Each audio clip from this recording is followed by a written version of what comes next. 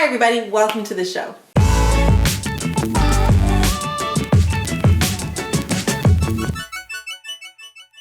Hi everybody, welcome back to this channel, Raising A to Z, an inspirational and educational YouTube channel all about homeschooling by me, Amanda, a former teacher turned homeschool mom. And this whole month we are tackling some big fears that homeschoolers have when it comes to homeschooling. We had a bunch of our followers send us some questions and fears that they have when it comes to homeschooling, and every week for the month of October we are going to be tackling one of these fears. So this week we are tackling the fear of what if my kid is behind? What if they're behind on a grade level, or what if they are not reading? What if they are like 5, 6, 7, 8 years old and are still not reading independently? What am I going to do? So let's jump into this, because the fears of grades and falling behind at a certain level is such a legitimate fear. We are so conditioned for us to want to keep up with everybody. A lot of parents are really fearful of their kids falling behind. And it's a legitimate fear. It is a fear that, keeps a lot of people from homeschooling their kids who really want to, because their kids are already behind. They are afraid they're going to fall behind even more. They want them to be at the same level as their peers. And the big question is, who are they falling behind? Right? Who determined what the standard is?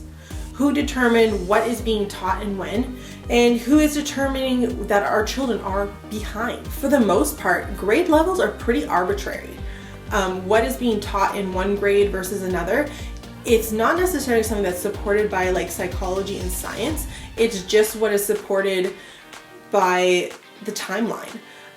They have a timeline of, we want the kids to learn so much by the time they finish grade 6 or grade 8 or grade 12.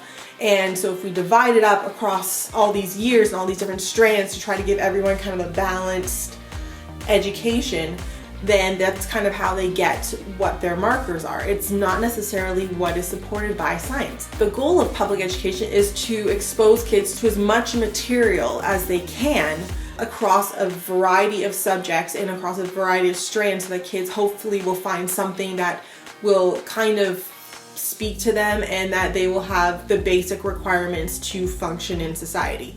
That's the whole point, is that they're throwing a bunch of things at the wall and hoping a few things stick. And while they do provide, they break subjects down in terms of like different strands and topics, it's more so to give the kids a variety than actually like a reason for it. Like for example, in math you have a variety of strands. You have like geometry and spatial sense, numeracy, different things like that. It's more so to give the kids a variety throughout the school year instead of focusing on one type of math. But really, the reason it's being set is pretty arbitrary. It's not actually scientifically or psychologically proven that this is when kids need to learn these things. And that is especially true when it comes to reading.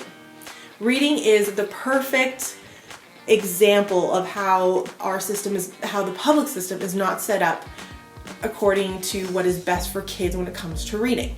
Reading, a lot of parents are terrified. It is like probably the number one fear when it comes to kids falling behind, is that my kid is not reading. And I hear this coming from parents whose children are 4, 5, 6, 7 years old. My kid is not reading. They're not reading at grade level. They aren't reading big words. They're not reading, small words. And when you hear this coming from parents who are kindergartners, for me as a teacher, it just breaks my heart, because there's absolutely no reason. The science does not support any of that when it comes to public education and reading. So let me explain to you why there's such a push for early literacy. Early literacy basically makes it possible that a teacher can teach a large number of students. The idea is that if a child can read by the time they are 6 years old, a teacher can assign work and walk around and teach a lesson, assign work, the kids can read the questions, answer them, and the teacher can help those who need it. It's a way for the teacher to be able to have 20, 25, 30 kids in a room and support all of them at the same time. In order to have that many kids in a room, behaving safely, being able to meet as many needs as possible, children have to be able to read independently and do some of the work independently. That's why there's a push for early literacy. But like I said, the science doesn't support it. Science and psychology studies have shown that the percentage of kids that are going to learn to read and when they're going to learn to read falls on a very typical bell curve. Children on this end are, 3 and 4. Kids on this side are going to be kind of 12, 13, 14 years old. And if you look, you'll see a couple kids learn close when they're like 4, 5 years old, and then the majority are going to peak when you're going to get the most kids learning between the ages of like 8 and 10. And then you're going to have a couple kind of a little bit slower, 11 and 12. And then you're going to have a very small percentage of kids who learn after 12. And these are usually kids who have certain exceptionalities when it comes to learning that isn't going to make learning difficult for them. But this is how kids are going to learn naturally with no special learning interventions when it comes to reading. So the average age to learn to read without any intervention is actually between the ages of 8 and 10. And yet we force kids and make them feel like they are just failing and falling behind if they aren't reading when they are 4, 5, and 6, years before their brains are actually at the capacity to learn to read independently. And this is just a perfect example of why we need to let go of grades in a sense, especially if you're homeschooling. It doesn't matter. It's so arbitrary, and like I said, the science isn't there to back it up that kids need to learn certain things at certain times. Our focus as homeschoolers should be to teach our kids how to learn and to let go of grade levels. Like I said, in this situation, if you have a child who is in grade 1 or 2 and they aren't reading independently yet, they would be considered behind in the public system and would be getting remedial reading assistance. They would be going to see a special teacher. They probably have to stay for extra reading practice at certain times during the day. They're now having to read books that they're not interested in, when really, if you took the pressure off of them and just kept reading to them, reading books that they love, let them pick out stories, they would naturally be able to read maybe in a year or 2 without all the stress and interventions.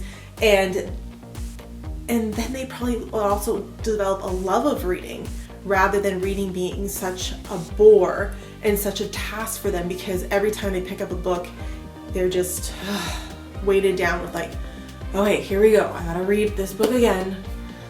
I gotta do this again, and I can't get it, and I don't like it. Another interesting thing about reading that is, again, supports we need to back off and forget about grades, is that children who learn to read at 5 and children that learn to read at 9 have no testable difference when they are tested at 12 and 13.